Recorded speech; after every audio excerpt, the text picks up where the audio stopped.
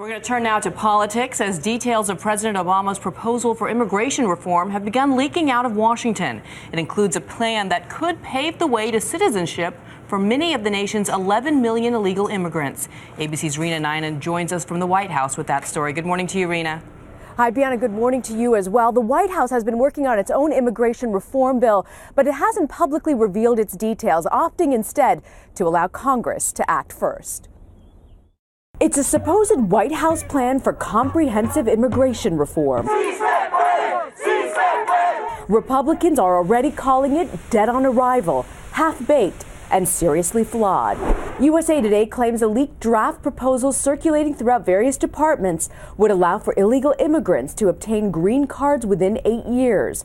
It also calls for increased Border Patrol funding and expanded E-Verify system so businesses can check employees' legal status. Republicans didn't hesitate to voice their discontent. Florida Republican Marco Rubio released a statement saying, quote, "If actually proposed, the president's bill would be dead on arrival in Congress, leaving us with unsecured borders and a broken legal immigration system for years to come."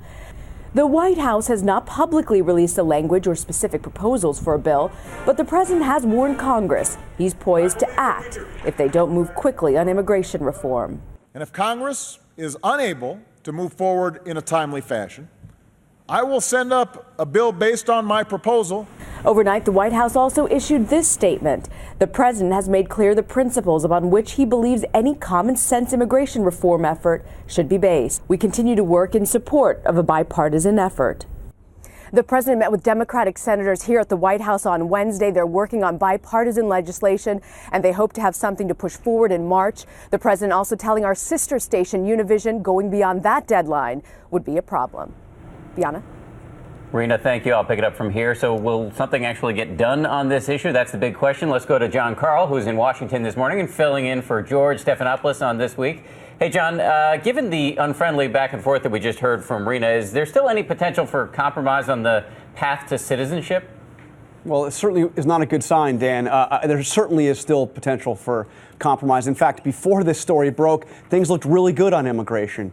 You had a bipartisan group in the Senate coming to agreement on a broad set of principles and sounding very positive of getting something through. But Marco Rubio is the path to an immigration bill for this White House. And to have Marco Rubio coming out the way he did last night in response to this proposal and saying it is half-baked and seriously flawed, dead on arrival in Congress, major setback. The White House was doing this without any input from any Republicans, and they're really upset about it. They've got some damage control to do this morning. And John, I want to ask you about the other battle in Washington over Chuck Hagel, the president's choice for defense secretary. Republicans in the Senate temporarily blocked his nomination. How rare is that, and what does that say about the likelihood that he'll get the job?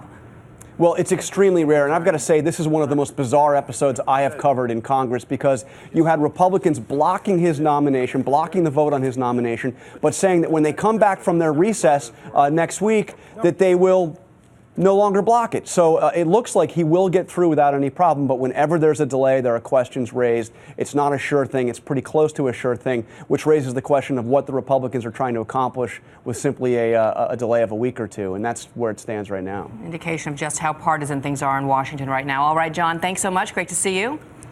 And a couple of very big names on John's show, Republican Congressman and former vice presidential candidate Paul Ryan and newly appointed White House Chief of Staff Dennis McDonough coming up on This Week.